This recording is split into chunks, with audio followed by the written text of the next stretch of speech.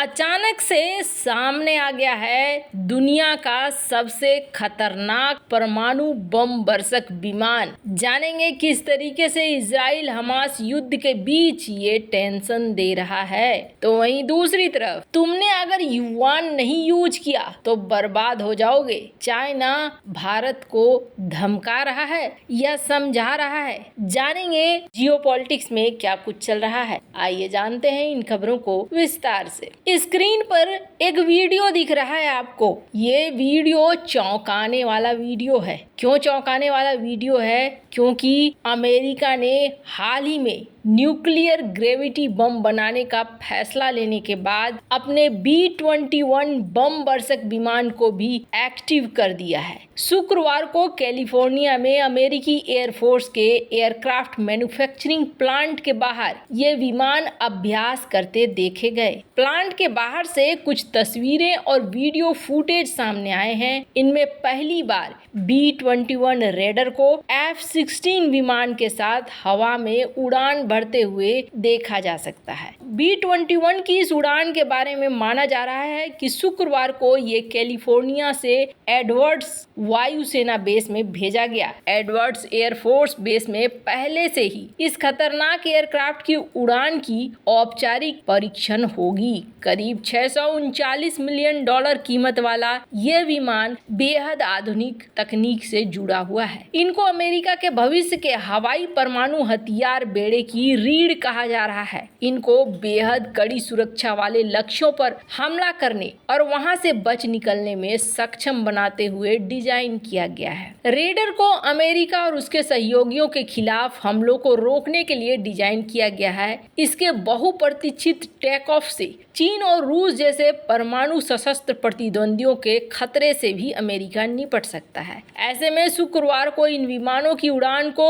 रूसी राष्ट्रपति Vladimir Putin और चीनी प्रेसिडेंट शी जिनपिंग के लिए एक चेतावनी की तरह देखा जा रहा है। अमेरिकी वायुसेना के प्रवक्ता एन स्टेफनेक ने शुक्रवार को बताया है कि B-21 रेडर फिलहाल परीक्षण के स्टेज में है। ये अमेरिका के खिलाफ आक्रामकता और रणनीतिक हमलों को रोकने के लिए खास तरह से डिजाइन किया गया है। B-21 की स्पीड, आकार, ऑनबोर्ड सेंसर, ये सब कुछ बहुत ही अच्छे हैं। B-21 की क्षमताओं के बारे में अधिक विवरण अब तेजी से सामने आएगा क्योंकि इसने अपनी पहली उड़ान भर ली है। रक्षा सचिव ऑस्टिन ने B-21 के बारे में पिछले साल कहा था कि खुफिया जानकारी जुटाने से लेकर पूरे युद्ध का मैनेजमेंट B-21 संभाल सकता है।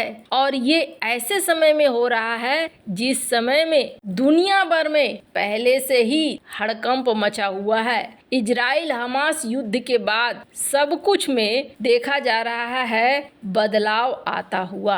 वैसे आपको बता दें, अभी हाल फिलहाल में ही रूस ने शीत युद्ध के समय बनी हुई ट्रीटी को नकारा है और उसके बाद परमाणु मिसाइल का परीक्षण किया है, जिसके बाद अमेरिका ने यहाँ पर B-21 को उतारना शुरू कर दिया है। हालांकि दुनिया जिस तरफ बढ़ रही है वो विनाश की तरफ ले जाता है, पर हाँ, यहाँ फिलहाल चीजें यही होती हुई दिख रही हैं। स्क्रीन पर आप देख सकते हैं आर्टिकल, जहां एक तरफ ये सब कुछ हो रहा है तो वहीं दूसरी तरफ भारत और चाइना के बीच में क्या हो रहा है। चाइना की इकोनॉमी की बातें हमने आपको पहले भी बताई है और चाइना का सबसे सगा वाला दोस्त कौन है तो आपको बता दें, चाइना का सबसे सगा वाला दोस्त है रूस। और रूस की सिचुएशन इस वक्त ऐसी है कि अगर रूस को प्रेशर देगा, दबाव देगा तो रूस उस बात को मानेगा ही। और ऐसा ही हुआ। भारत बड़े आराम से, बड़े अच्छे से रूस से तेल खरीद रहा था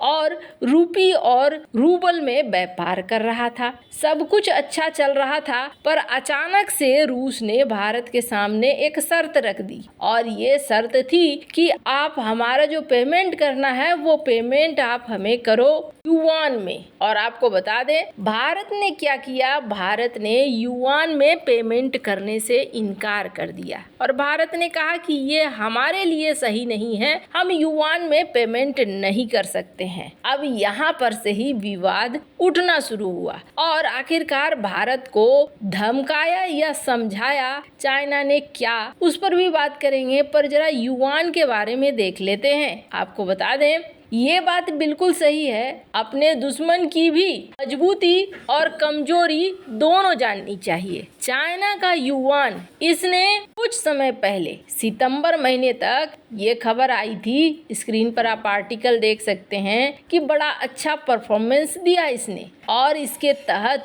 दुनिया भर में जो स्विफ्ट ट्रांजैक्शन हुए उस स्विफ्ट ट्रांजैक्शन में 5.8% तक व्यापार हुआ युआन में। अगस्त में हुआ था 4.82 और अभी हुआ 5.8, क्योंकि यहाँ चाइना जल्दी से जल्दी चाह रहा था कि व्यापार उसका युआन में बढ़े। और इसी क्रम में आप देख सकते हैं चाइना ने उस समय यूरो को मात दे दिया और पहले नंबर पर डॉलर, दूसरे नंबर पर आ गया चाइना का युआन और तीसरे नंबर पर आ गया यूरो। आपको बता दें पीछे पीछे हो गए जापानीज येन और सऊदी रियाल। तो चाइना ने एक बड़ा अच्छा यहाँ पर चाल चला और इस चाल में चाइना को कहीं ना कहीं सफलता भी मिलने लगी थी और इसी सफलता को बढ़ाने के लिए चाइना ने रूस के ऊपर दबाव देना शुरू कर दिया कि सुनो भारत को भी बोलो युआन में पेमेंट करे। भारत ने इनकार कर दिया। जब इनकार कर दिया तो फिर चाइना बौखलाया और चाइना बौखला कर उसने भारत को कहा कि तुम जो युआन का इस्तेमाल नहीं कर रहे हो ना, बर्बाद तुम ही हो जाओगे। अब इनका क्या कहना था, स्क्रीन पर एक आर्टिकल देखिए, 17 अक्टूबर का ये आर्टिकल है। ये कहते हैं रूसी तेल को खरीदने के लिए तुम्हें युआन में पेमेंट करना चाहिए था,